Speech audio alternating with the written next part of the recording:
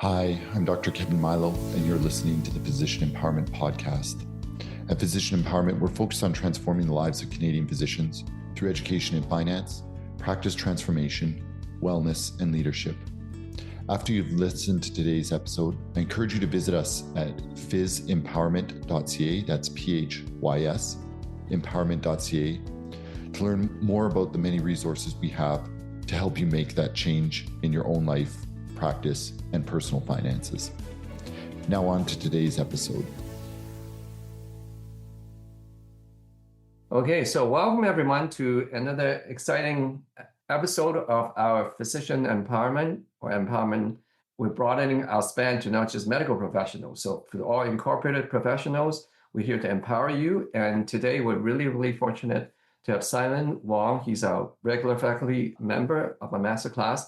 And we're going to talk about something that is really applicable to a lot of people, and that is how Canadians are taxed locally and globally. Of course, we spent like a year last year talking about taxation and tax planning, right? But globally, how we tax. And in case you think that you're not going to find this interesting, let me post some stats, and then we can go from there. So I guess a lot of people have global or international ties, right? And so I'm pulling stats just from the medical professionals alone, Canadian medical professionals, and we've expanded to other healthcare professionals or non-healthcare professionals. It's a lot. So it's been estimated that a half to a third of Canadian medical professionals have significant international ties, either through foreign education, training, work experience, or assets somewhere, right? And about a quarter of Canadian doctors are internationally trained. Okay, and then there's a lot more that are Canadians like me, but who were immigrants, right, or have international roots. And like for example, some of my friends from South Africa, they're Canadian physician, but they have family trusts in South Africa, right? And so there's a lot of people that have ties, either they're internationally trained professionals or immigrants with assets from the country of origin. They may be dual citizens. They may be cross-border people, US and Canada, right, or US and Mexico, right, with some properties there. They rented out income source. And there's some people who are working across the border, right? People get contract work in the States, and this gig culture is applying to all sorts of professionals. Or they're retiring abroad, right? A lot of us wanted to pack up here the practice and then go somewhere. Or they're semi-retiring and they find job gigs in Europe and they're working back here. Or they simply have offshore investments, right? They go to a nice island, they're starting to buy things. Or, and last category is offshore tax strategies. There are people who actually want to actually do that kind of stuff. So there's a lot of people that have this kind of ties, and we're rooted from Asia, and then we got family members all over the world. And we have a nephew who's an architect doing construction, house building and whatnot in UK, and we're almost invested there, right? And immediately we have to think about what do we do with taxation. So Simon, so I'm glad that you can join us again. Thank you. And so let's talk about this lay of the land. This is what you see too, right? There are lots and lots of people. Yeah, no, 100%. So I think just the nature of our client base, our target client base, usually we deal with, either physicians with professional corps or entrepreneurs with a corporate structure. So they tend to, let's say, have a degree of means to be mobile. So what ends up happening is we definitely see a lot of Canadians either through just wanting to enjoy life and living out there, or sometimes we have people that are really concerned about taxes and they decide to move somewhere else. Or sometimes we also get the third type, which is doomsday preppers. They think that Canada is going to end, so they want to make sure that they have a secondary base to go to if something was to happen. But so I think one thing that a lot of times people mix up is citizenship, tax residency, and physical residency. And they don't know what the difference is, right? So I think first off today, I really want to tackle these three labels because they often get mixed up: citizenship, tax residency, and physical residency. They sound kind of similar, but each carry kind of a different set of rights, obligations, and planning consequences. So hopefully by the end of this, you'll kind of know what hat you're kind of wearing in which situation and why it matters. So let me just prep this. For homegrown Canadians that you're born and raised here, you do not even think about citizenship, right? For foreigners, immigrants, contract workers, they understand the pathway, right? So people would assume because I'm homegrown Canadian, I don't need to worry about all this. Okay, so go on. Let's cut the onion. Right? Yeah, exactly. So you're 100% right, and I think a lot of people tend to, whenever they're leaving the country and they're saying we're breaking residency, I think a lot of people tend to mix up breaking residency and breaking citizenship, right? So citizenship, you're 100% right. It's basically like your permanent membership card in a country, right? It's usually granted by birth, naturalization, and occasionally through some sort of program, right? So it gives you the right to hold that country's passport, to vote, and access consular help all around the world. More importantly, citizenship alone doesn't really determine where you pay tax. So you could be a Canadian citizen, but you can actually be a tax resident of another country. So that's something to really keep in mind. So again, some countries like the United States may are a bit of an exception because they tend to impose tax on their citizens even if they live elsewhere or tax resident somewhere else. But for example, in Canada, if you only pay worldwide income if you happen to be a tax resident of Canada. So what's the actual difference, right? So tax residency is a legal status created by each country's tax code to decide who pays tax on worldwide income. So you could actually be a tax resident of another country and still be a Canadian citizen. So you can be a tax resident of the US, but be a Canadian citizen. And here's the interesting part. A physical residency is actually where you live. And physical residency can actually be different than the other two. So you can live in one country, you can have a tax residency in another country, and be a citizen in a third country. So it gets kind of interesting. But again, typically with tax residency, most countries around the world, they use this 183 day rule. About 6 months, you spend that long in there. That's when you're established a residency in another country. For Canada, it's interestingly enough, Canada usually has a bit of a more complex tax residency system, which I can go into a little bit more. But it typically they looks at where you maintain your home. If your spouse is here, your dependents, they determine that you're a Canadian tax resident. But the interesting thing is we have had clients where they thought they were Canadian citizens, Canadian tax residents, but maybe they move and they spend too much time overseas. And Canada decides that they want to break tax residency or that they're deemed non-resident of Canada, which can potentially cause some tax issues. So how would we, like, let's say with here and we spend 184 days in US or Mexico or Europe, how does that change our tax bracket if we have the same income? Yeah. So no, that's a good question. So I think the bigger question is, for example, typically you don't have to per se worry about when you want to break tax residency with Canada. There's quite a few steps to do it, right? And on top of just not, they look at, like I said, the primary ties, which is home, spouse, dependents. Then they look at secondary ties, such as everything from your memberships, like do you have a gym membership, your economic ties like bank accounts, credit cards, passports, where all your money is, all your investments are.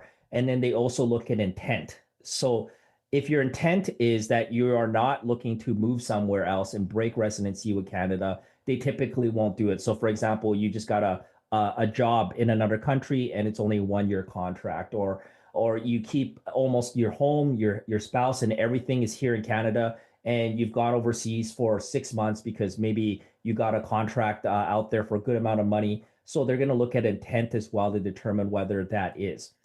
But we also have had clients where they may disappear out of Canada for a matter of years at a time. And they still want to sometimes maintain Canadian tax residency. The reason being is when you do break Canadian tax residency, one of the major issues that a lot of people tend to face is deemed disposition, so departure tax. What ends up happening is they will consider all your assets, your non-registered investments, your rental properties, and anything to that extent kind of sold off at market value. So there could be potentially a huge tax liability there. The second, in that tax year, in that tax year, all at once. So it could be quite high. So it'd be basically like the only things that they don't really cover is obviously RSPs. They won't consider that sold off at market value.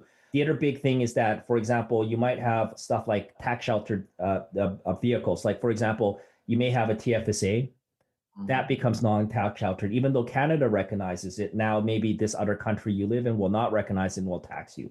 Your Canadian corporations, here's where it's really important for a lot of business owners and physicians. You may lose your Canadian controlled private corporation status, where you lose all the benefits, the lower tax rates, another huge issue, right? So there could be a lot of potential issues even before looking at the actual tax rates of it all, right? So I think that's a bigger, more important thing to look at, because I think a lot of people think immediately like, okay, let's move to this other country. The US is a much lower tax rate.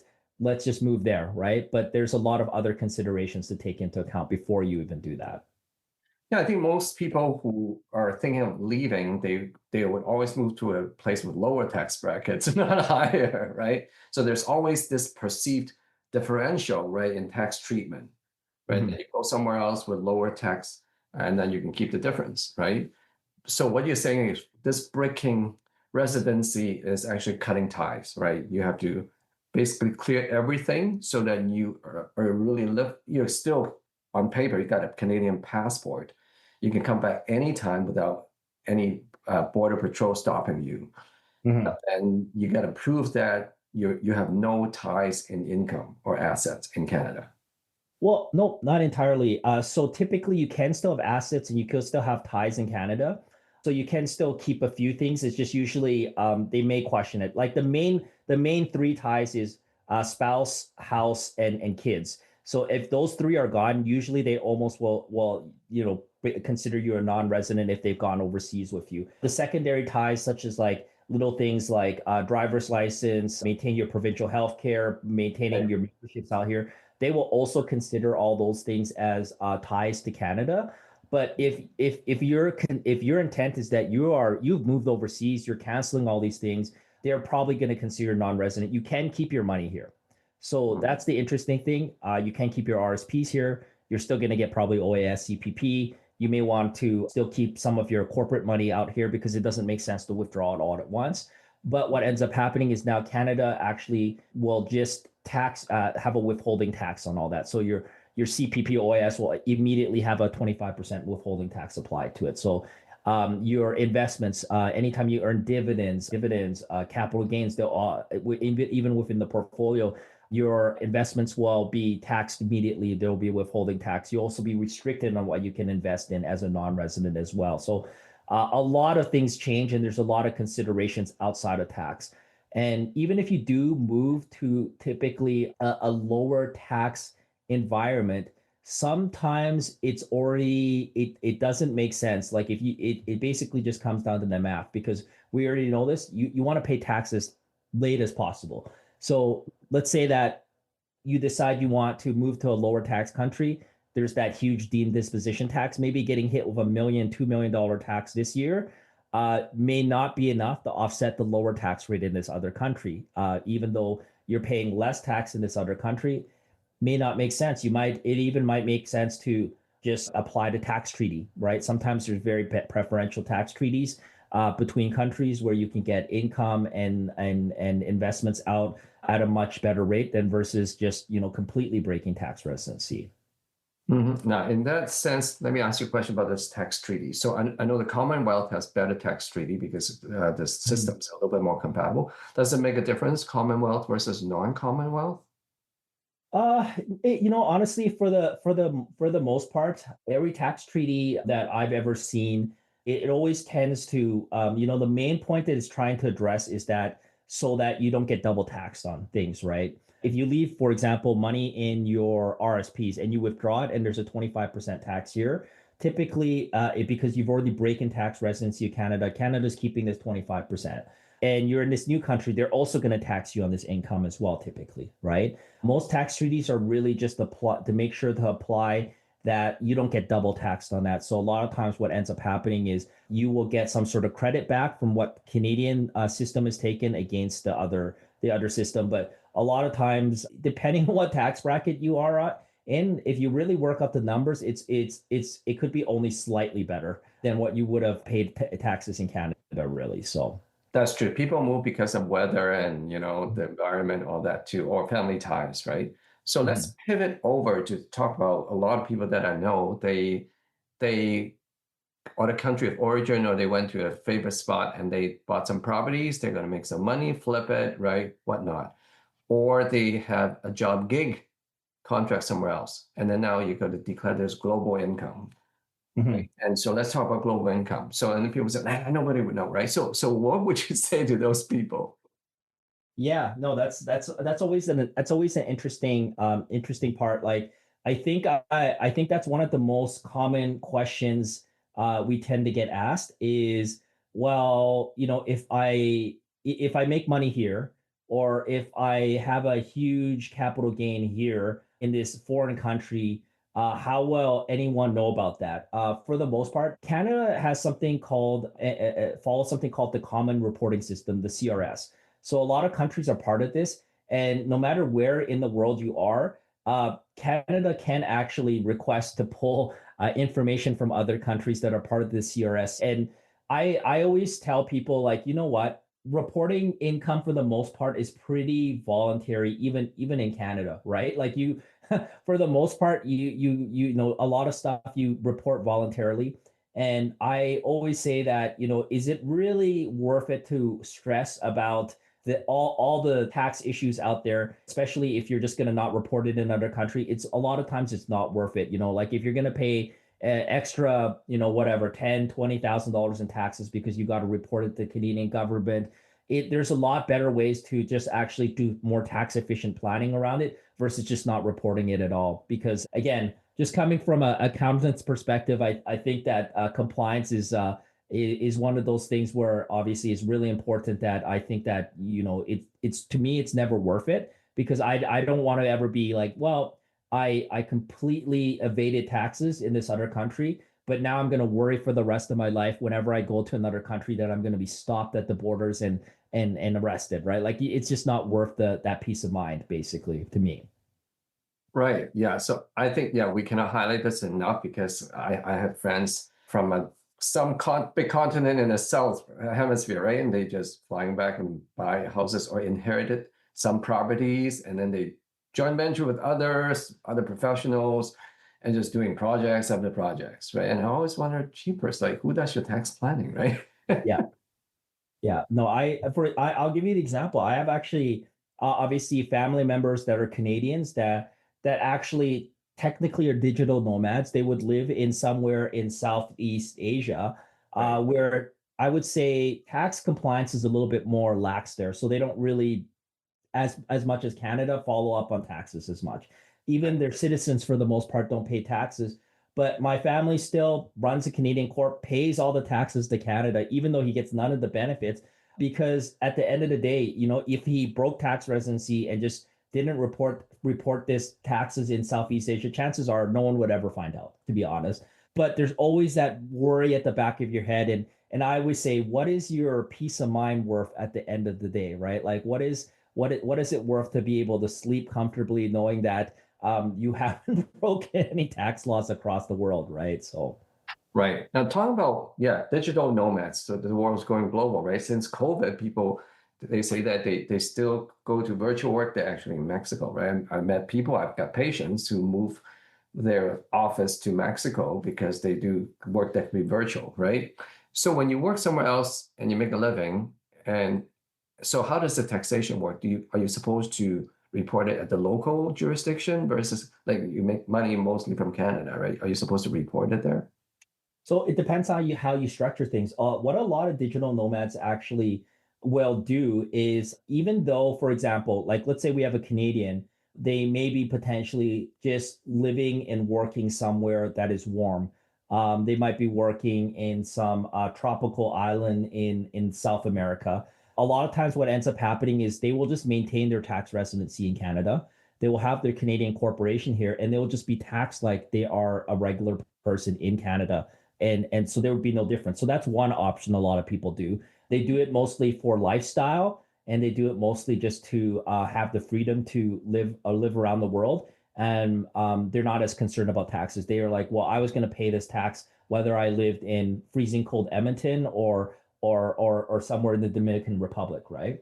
The second type of people maybe potentially, they're still Canadian citizens, so they break tax residency and they may potentially establish some sort of offshore structure in that country that they live in and get paid there, right? So it's really going to depend. There is typically tiebreakers with a lot of these different tax treaties to determine what country gets to tax you.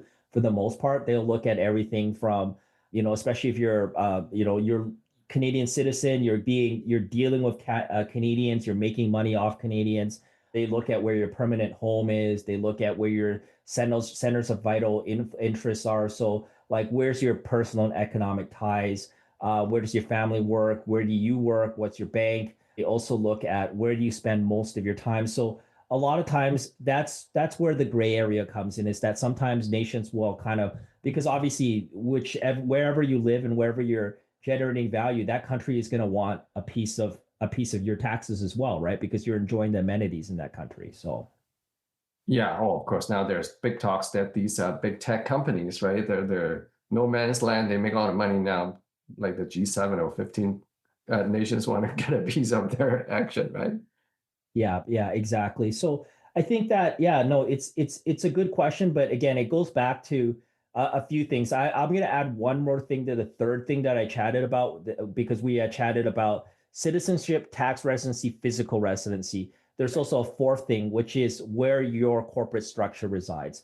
So sometimes you can actually have a fourth place where things are done, right? So your corporate structure may not even reside in where you physically reside either, right? So there's so many complex structures out there, and me and you, Wing, have talked about this, that a lot of people immediately come to us, and I'm like, well, a lot of these structures are very, very expensive to maintain and to set up. And sometimes the cost actually exceeds any kind of tax savings you may potentially get. So, usually when we're talking to clients, we try to determine what's most important to them, which is taxes most important, or just actually enjoying where you live. And the interesting thing is, once you start talking to people, it's usually they're more concerned about what country they live in and how nice it is, right? Because even if you're saving taxes and you're living somewhere which it's just not enjoyable to you, I don't think a lot of people necessarily want that either. So No, and then down to that, so they're tax professionals or want to be tax professionals or profess to be tax professionals, would advise people to, hey, let me help you set up a non-CCPC, right, non-Canadian control corporate entity offshore, Barbados or US or somewhere nice, and that's to help evade tax, right? So, like you say, there's a dollar figure, and they say, "Oh, no, it's worth it," right? And we couple that with the insurance policy. So, and you might not see it, but you may, right? And some may be knocking at your door today or next week or next month. What would you say to those tax professionals, quote unquote, that approach you with these kind of offshore tax strategies, they call it? yeah, I think what there a lot of these offshore strategies, from what we've seen, because we've seen a few of our clients set them up, it usually is it's a very gray area of tax. Like we had chatted about, a lot of countries don't necessarily share information, and a lot of there's mismatch of tax laws as well, which means that a lot of times they take advantage of the differences and mismatch in tax laws, right? So I think that's what it's really taking advantage of. And I mean, technically, you can probably do it and not pay as much tax. But again, it goes back to what, Kevin and you always talk about, which is the pillow test, right? If you put your money somewhere in some country where, you're afraid that the government's going to be overthrown at any point, or there's massive inflation, or there's instability there, are you really doing better with your money? Or like it always comes down to trade-offs with everything. And then, like I mentioned before to you as well, cost is always a big thing whenever you're using cross-border lawyers and accountants. The cost could be astronomically huge, like six figures. Sometimes we've seen upwards of seven figures to set some stuff up. And um, uh, honestly, unless you're worth eight figures, nine figures plus, it sometimes it just doesn't, the complexity of it all, the stress of it, and just all of it, it just wouldn't be worth it to most people, right? Like once you kind of actually go through everything. But who knows? There are some people that hate taxes so much they're willing to do whatever it takes to reduce their taxes. I guess the catch is you are in the know. You tell people, unless you have the 8 to 9 figure net worth to go through this painful exercise and dangerous exercise to make it worthwhile. But these quote tax professionals approach people that are high net worth, like later stage, close to retirement, professionals or business owners that have probably up there 7 figure for sure, well, which is not even like retirement 7 figures is nothing these days, right? So seven dash high seven, and then they would pull this stunt and say, hey, it's really worth your while, right? When at the end of the day, right, it might be when you got knocked on the door by CRA down the road, then it's a different story, right? Yeah, exactly. I always look at where that professional's money is made, right? If they're coming to you and telling you this is the best thing, and they're also telling you, well, this is going to cost you a high six figures for me to set all this stuff up. I mean, it's still there's some sort of degree of incentive for them to get you to set this up as well, right? They're not trying to save you taxes for the sake of helping you.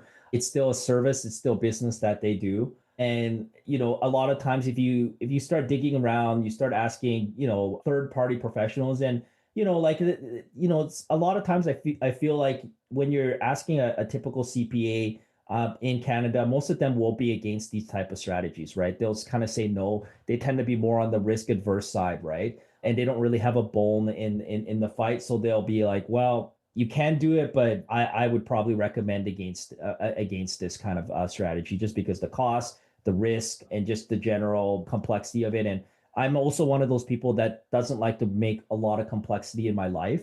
So I think that's a really big, another thing that a lot of people don't take into account. You don't want super complex structures in your life sometimes, especially when you're going into retirement. And honestly, what's the point?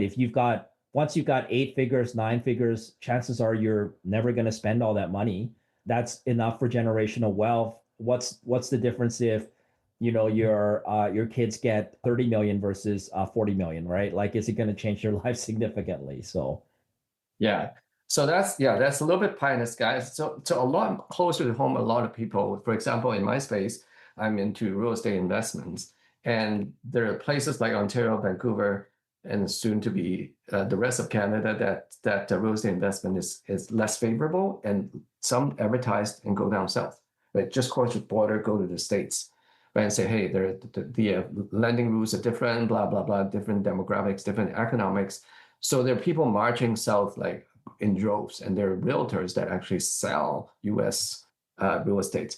So what would you say to people who just marching south to buy, let's say, I know people going south to buy clinics or buy businesses and going south to invest. So what do they need to think through taxation-wise before they just go gung-ho? Because probably the last thing they thought about is cross-border taxation. yeah. So I mean, the important thing to keep in mind is if you a lot of these people are they're buying this as an asset class, right? They're still gonna, you're still practicing in Canada. Your family, it's not like you're moving your kids or your wife down to the U.S. So when you are a Canadian tax resident, Canada will still tax you on worldwide income that's generated. So if it's a great investment, that's fine. But at the end of the day, Canada is still going to tax you on that. If you accumulate enough assets in the U.S., you hopefully, if you don't plan properly, you could be also exposed to other things like U.S. estate laws and U.S. estate tax, which a lot of people don't want to be, right? So I think that there's a lot of things to consider when you are doing these things. And here's the other part. Like, you also don't want to accidentally establish tax residency in another country, which can also happen. You spend too much time there, you start creating too many ties in that specific country. Now, do you really want to be a tax resident of both, let's say, Canada and Mexico, because you spend too much time and you've bought too many assets in Mexico? Now you become a dual tax resident of both countries. Now both countries are taxing you. You got to apply the tax treaty against it to get some money back. And now your life has become a little bit more complex. And now you're also, the other thing is you're also, again, exposed to estate laws of both countries, which can be kind of not fun to do because we've had this happen before. You know, in Mexico they have set heirship rules in Mexico for estate planning. So there is some specific family members that will get specific assets, percentages of assets, and that will overrule your Canadian will with Mexican assets. So sometimes now you got to have two separate wills in two separate countries, and you keep doing this, your life just becomes more and more complex. And we've seen it. We already know this, Wing. Like sometimes, you know, the more successful you become, the more sometimes your life becomes complex. And I feel like that's not necessarily, you know, what you want to do when you have money. You just kind of want to, I think, enjoy it and live the lifestyle you want. But always lots of considerations to take into account when you are doing cross-border investment and asset purchases.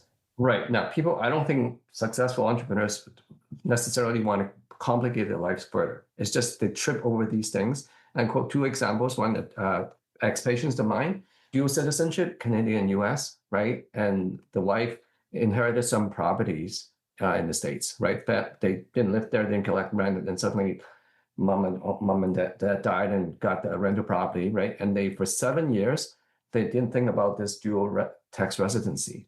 So IRS came after them. And she's retired. He was a teacher, right? They almost went under. Right. It's just so stressful. The other one is a medical professional that I think Simon, you and I talked to, and they went to the States, get some training, special training, came back. And while they're there for a number of years, their accountant forgot to file tax for Canada, right? And ended up with, I think at the end of the day, $1 million owed over X number of years. And totally stressed out. Right. So it's never fun to to have the tax man at the door, right? Yeah. No, the US, it's not something to really mess with. The US is very strict, and their penalties can be very high. Like they've got some foreign asset reporting rules around there, and it can get up to depends on whether they think you were purposely negligent. So if they feel like you weren't reporting assets purposely, they can fine you up to $100,000 US for a paperwork issue, right? So some other countries are like that, and you just always want to be kind of worried on both the taxes, the fines, and these things can add up very fast, like you already knowing, like with your example. So no, it is something you just want to be really careful with. Like even one of the partners that we work with, Galen, most people know, Yeah. he is a dual Canadian US citizen, right? And right now we are trying to figure out how to structure his ownership with us, right?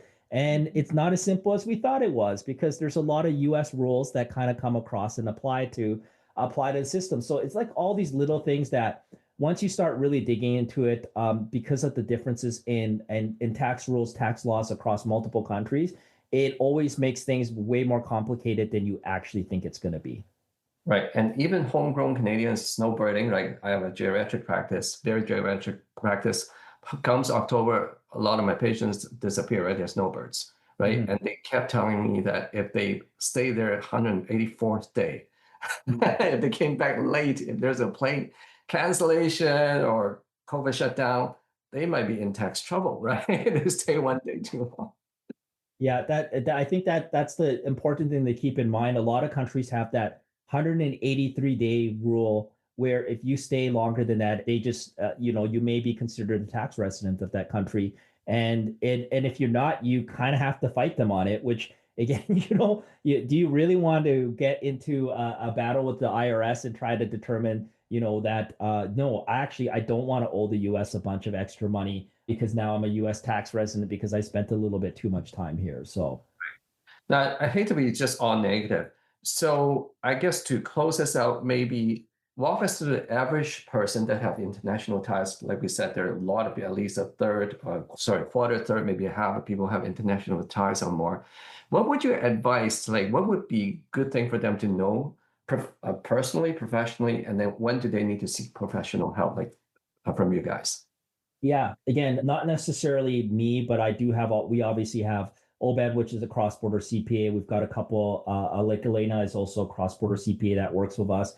So, I mean, the main thing is if you're not sure what to do, I think a lot of times people will come to us and they might say, "Hey guys, I've got typically when they're leaving the country, it's for two reasons. They usually got another job in another country, or B, they've already their business is really starting to take off and they're thinking about becoming some sort of digital nomad and working around the world. A lot of times it's really trying to determine first off whether or not you do want to break tax residency with Canada. I think that's really important to determine first. Just because you live in another country doesn't mean you have to break tax residency with Canada. Sometimes it makes sense, sometimes it doesn't. The secondary thing is really trying to determine if you are going to leave and you want to break tax residency, what should I do with my assets? Right? Some people will have corporate assets, RSP, TFSAs. What money am I allowed to keep? What money should I move? What money should I keep in Canada? What money should I take overseas? Planning around that is also very important because it can have a huge impact on you. And the longer the time frame before you move, the better too. Like you don't want to usually talk to a cross-border CPA like 1 month before you move because there's not as much actions they can do to significantly reduce your taxes. Because like I said, one of the biggest taxes you're going to get hit with ever is that departure tax if you do decide to leave. And the next part of it is really thinking, getting advice around just, once you do leave Canada, how does the tax treaty work between you and this new country? What do you have to watch out for? What things can you claim back? And just really understanding where you can really gain some tax efficiencies with that, because a lot of people, surprisingly, even when they go to another country, they don't even look into this and they may never apply the tax treaty specifically to whatever investment income, pension income that they're applying. In Canada will just keep the maximum withholding tax every time. And a lot of people never actually apply anything against it. And they just lose a ton of money on tax over that. So I would say, again, just understand what your options are, understand what the impact of each one of those options are before you make that decision. Because I think a lot of people will go into this thinking that they have to do something one way. And then once they understand what all the options are, they end up doing something else and being like, well, actually, this was a better scenario for me. This works better for me, and kind of go from there. Right. So. Cool. All right. Okay. Thank you very much, Simon. So this is a lot of impactful and useful information, and it's not just for the wow factor. I think it's for people to just wake up and think about things. So thank you for the ton of wisdom and of course field experience. And okay, so this is a plug. In 2 weeks' time, we're going to do the masterclass, which is the restricted small group experience. And Simon and his partner Obed, the cross-border CPA, is going to give us some really deep dive into this topic and some really actionable pearls that we can use rather than just general discussions. Okay, so thank you very much. Thank you so much for listening to the Physician Empowerment Podcast. If you're ready to take those next steps in transforming your practice, finances, or personal well-being, then come and join us at phys-empowerment.ca, PHYS empowerment.ca, to learn more about how we can help. If today's episode resonated with you, I'd really appreciate it if you would share our podcast with a colleague or friend, and head over to Apple Podcasts to give us a 5-star rating and review. If you've got feedback, questions, or suggestions for future episode topics, we'd love to hear from you. If you want to join us and be interviewed and share some of your story, we'd absolutely love that as well. Please send me an email at kmilo@phys-empowerment.ca. Thank you again for listening. Bye.